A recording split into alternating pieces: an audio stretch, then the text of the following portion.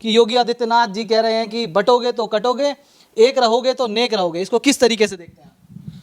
देखिए, ये एक अपने समाज, जिस समाज से, चूंकि वो संत भी हैं, एक मुख्यमंत्री के साथ साथ वो हिंदू समाज के और सनातन धर्म के वो संत हैं, जी। वो योगी हैं। तो हमारे किसी भी समाज में जो योगी, और सारा खास करके सनातन और हिंदू समाज में जो योगी और संत हैं, हिंदू धर्म और सनातन की रक्षा करने के लिए उनके पास, उनकी कंधों के ऊपर बहुत बड़ी जिम्मेदारी है, जी। संतों के ऊपर, जो वो बिल्कुल बखूबी निभा रहे हैं। एक प्रदेश के मुखिया होने के साथ साथ वो और वो गोरखपुर का जो गोरक्षपीठ है, उसके मेरे पीठाधीश्वर भी हैं।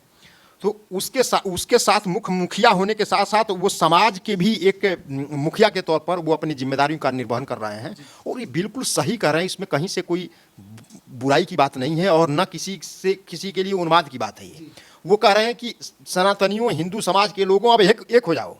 एक नहीं होगे तो आप बटोगे तो कटोगे, और आप अगर नहीं बटोगे तो आप खुशहाल रहोगे, इकट्ठा रहोगे, मिलजुल कर रहो, इसकी बात करो। और ये दौर कैसा है, ये बात क्यों कहनी पड़ी, इसके पीछे सबसे बड़ी वजह बांग्लादेश है।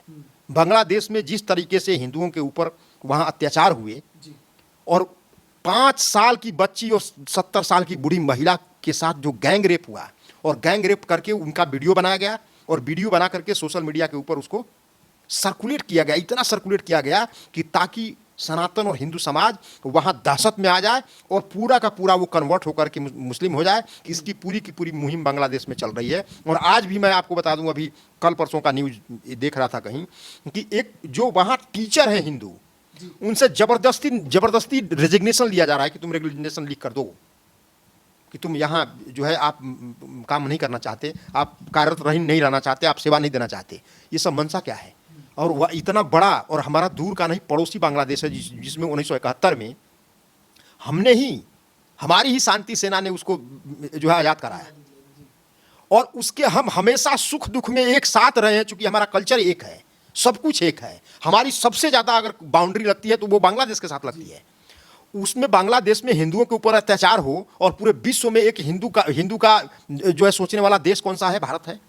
और वो भारत इसके बारे में, और भारत के लोग न सोचे। एक हिंदू, एक संत, एक योगी और एक मुख्यमंत्री होने के नाते उनकी ये जिम्मेदारी थी, जिस जिम्मेदारी का माननीय योगी आदित्यनाथ जी ने भरपूर निर्वहन किया है, और उसको चेताया है लोगों को, सनातन धर्म के लोगों को चेताया है कि आपको सचेत रहने की जरूरत है, और आप एक रहो, इकट्ठा होकर रहो, और इकट्ठा होने में ही शक्ति है। यही उन्होंने मैसेज देने का काम किया है कि ये समाज, और हर कोई चाहता है कि उनका समाज इकट्ठा रहे। कौन नहीं चाहता है? कोई तो ऐसा नहीं कि कहेगा कि मेरा समाज बिखरा हुआ हो। घर में भी लोग, माँ बाप क्या कहते हैं, जो घर के मुखिया होते हैं, उनके अगर घर में 4 बच्चे हैं, 2 बच्चे हैं, तो वो कहते हैं कि बच्चे इकट्ठा होकर रहो। यही मैसेज दी जाती है। तो यही मैसेज एक मुखिया होने के नाते, अगर वो प्रदेश की जनता को और देश की सनातन संस्कृति को मानने वाले लोगों को अगर वो इकट्ठा रहने की बात कर रहे हैं, तो ये बहुत ही स्वागत योग्य है, और इसके ऊपर किसी तरह की टिप्पणी नहीं होनी चाहिए। तो इसमें टिप्पणी तो आ गई है। लगातार योगी जी को देखा गया एकमात्र नेता जिन्होंने बांग्लादेश पर खुलकर बोला। पर जो पूर्व मुख्यमंत्री हैं यूपी के, उनका कहना है कि एक मुख्यमंत्री को बांग्लादेश से क्या लेना देना, वो क्यों बोल रहे हैं इस बार? भाई, अब अखिलेश यादव जी अगर फिलिस्तीन के ऊपर बात करें तो बहुत बढ़िया है। मैंने उनको खुली आज़ादी संविधान ने दे रखी है कि नहीं, आप मैंने इंटरनेशनल इश्यूज़ के ऊपर आप बोलें। आप बोल रहे हैं तो कब बोल रहे हैं? न तो आप किसी प्रदेश के मुखिया हैं, न तो आप कहीं मंत्री हैं। आप फिर भी आपको बोलने की इतनी आज़ादी है, तो जो 25 करोड़ इस प्रदेश की जनता का जो मुखिया है, उसको बोलने की आज़ादी क्यों नहीं है? आप जो है याकूब जो मेमन था, उसको 2 बजे रात को दरवाजा सुप्रीम कोर्ट का खुलवाने में दस्तखत करने वाले भी थे। तो ये आतंकवादियों के साथ खड़े होने वाले लोग, और फिलिस्तीन जो हमास जिस तरीके से इजराइल में बर्बरता कर रहा है, उसके पक्ष, हमास के पक्ष में बयान देने वाले लोग, और अपने मुस्लिम वोट बैंक के लिए और मुस्लिम तुष्टीकरण के लिए इतना हद तक गिरेंगे ये लोग।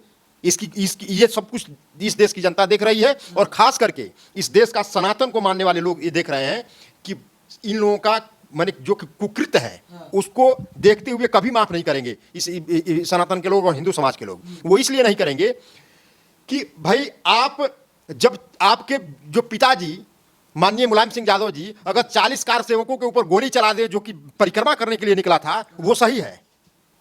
उससे भी कोई अपराध हो सकता है क्या?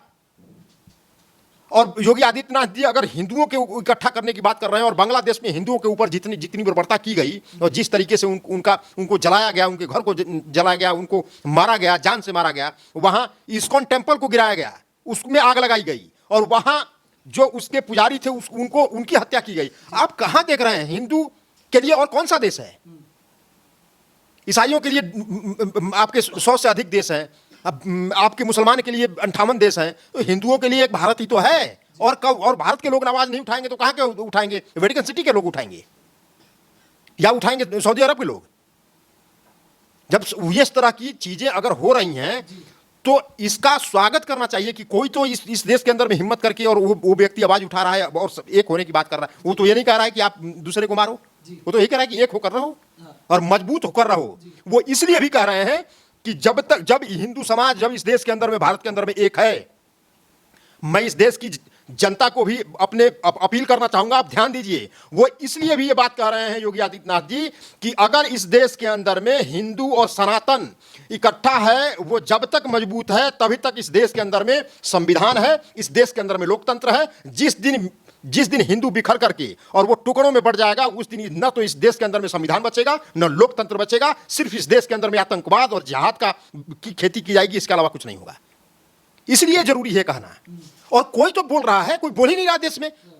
बांग्लादेश में हुआ, पूरी विपक्ष के लोग जो है वो उनके मुंह में दही जम जाती है, कुछ भी नहीं बोलते। अरे भाई बोलो तो। ये इसलिए नहीं बोलते कि इनके मन में डर होता है कि अगर बांग्लादेश के बारे में, हिंदुओं के बारे में हम कहेंगे तो वहां के मुसलमान जब नाराज होंगे तो भारत के भी मुसलमान नाराज होंगे और हमें वोट नहीं मिलेगा। तो वोट के लिए आप इतना गिर जाओगे, वोट के लिए ये सारा कुकर्म करते हुए पिछले 5 से 6 दशक तक आ रहे हो, ये कहाँ का न्याय है? और मैं आपको इसमें एक चीज और जोड़ता हूं। 1971 में जब उस देश में हमारी जो सेना गई थी वहां लड़ने के लिए, तो श्रीमती इंदिरा गांधी जी की दलील क्या थी कि अगर पड़ोसी देश में कोई डिस्टर्बेंस होता है, वहां तो चलो हमारा हिंदू भाई है, अगर किसी भी पड़ोसी देश में कोई डिस्टर्बेंस होता है तो वहां से पलायन होना शुरू हो जाता है। जब पलायन होता है तो लोग भाग करके, चाहे अवैध रूप में कैसे भी करके, वो अपनी जान बचाने के लिए पड़ोसी मुल्क में जाकर वो अपना शरण लेते हैं। तो यहां आएंगे, 150 करोड़ वैसे ही है, 10 करोड़ इसमें रोहिंग्या को हम पाल रहे हैं मुफ्त में, टैक्स दे यहाँ हिंदू और रोहिंग्या उसका मजे ले रहा है। उन सब चीजों को बचाने, यही तो दलील थी कि हमारे देश में जो इंफ्रास्ट्रक्चर है, हमारे देश में जो एमेनिटीज है, जो फैसिलिटीज हैं, वो हम कैसे दे पाएंगे? अपने देशवासी को नहीं दे पा रहे हैं हम, तो इनको कहां से खिलाएंगे? इस ग्राउंड पे भी इसके ऊपर बहुत कुछ बोलने की आवश्यकता है और ठोक कर अगर कोई व्यक्ति बोल रहा है तो उसका स्वागत होना चाहिए। अच्छा सर, एक चीज़ जैसे हमने देखा था कि जो हमास और इजराइल का युद्ध हुआ था, फिलिस्तीन और इजराइल का, तो उसमें अखिलेश यादव जी कहते हैं कि हम जंग के खिलाफ हैं, वॉर के खिलाफ हैं। उस पर उनकी टिप्पणियां आ गई, कई विपक्ष के नेताओं ने उस पर लगातार टिप्पणियां दी। पर जैसे ही बांग्लादेश में हिंदुओं के साथ अत्याचार हुआ, सबने अपने मुंह पर उंगली रखकर पता नहीं कहाँ गायब हो गए, कहाँ छुप गए। उसको किस तरीके से देखते हैं? उसको इस तरीके से देखता हूं मैं कि कभी भी जो विपक्षी पार्टियां हैं, चाहे कांग्रेस है या समाजवादी पार्टी है या शरद पवार जी की पार्टी है, तमाम जितने भी, या लालू प्रसाद यादव जी की पार्टी आरजेडी है, इन तमाम जितने भी ये पार्टी हैं, वो हमेशा से ये मुस्लिम तुष्टीकरण और मुस्लिम के हितैषी बनने की कोशिश करते हैं। इन लोगों के आपस में ये होड़ लगी हुई है कि मुस्लिम का सबसे बड़ा हितैषी कौन है, जबकि ये कुछ भी नहीं है। कोई मुस्लिम को हितैषी नहीं है। मैं आपको बता दूं, 5 से 6 दशक तक इस देश के अंदर में कांग्रेस ने राज किया। मुस्लिम आज भी उस समाज के अंदर में जो साक्षरता है वो बहुत कम है। उससे पहले ये देश जो है मुसलमानों को गुलाम रहा 700 साल तक। तो जब मुस्लिम शासक भी यहां रहे, वो भी इनको पढ़ने लिखने नहीं दिया, वो भी इनको गंवार बना कर रखा कि ताकि हम इनको बरगलाते रहें और इनको डर दिखा करके, योगी आदित्यनाथ जी जैसे, चाहे मोदी जी या अमित शाह जी का, इनका डर दिखा करके हम इनके वोट लेते रहें, लेकिन इनके लिए काम न करें। क्योंकि जिस दिन काम कर देंगे और जिस दिन वो समाज सोचना शुरू कर देगा, अपने अधिकार की लड़ाई के लिए सोचेगा, तो वो उस समाज में इनको कहीं भी उस समाज में जगह नहीं मिलेगी। इसीलिए ये इन लोगों को इस तरह का तरीके से बिल्कुल पीछे करके रखा हुआ है। इसे यही मंशा है और इसीलिए ये लोग जो हमेशा जो है मुस्लिम तुष्टीकरण और मुस्लिम वोट बैंक के लिए ये अपनी बातें इस तरह की अनाप शनाप करते रहते हैं। अदरवाइज आप ही बताइए, इजराइल से क्या लेना देना? इजराइल और फिलिस्तीन के मुद्दे पे या आपके मुंबई के आजाद मैदान के ऊपर कैंडल मार्च निकाले जाते हैं, वो सही है? और यहाँ बांग्लादेश में हिंदू के ऊपर जो इतनी यात्राएं दी गई, इतने अत्याचार हुए, इतनी हिंसा हुई, एक भी लोग उसके ऊपर नहीं बोलता है, तब तकलीफ वहां होती है।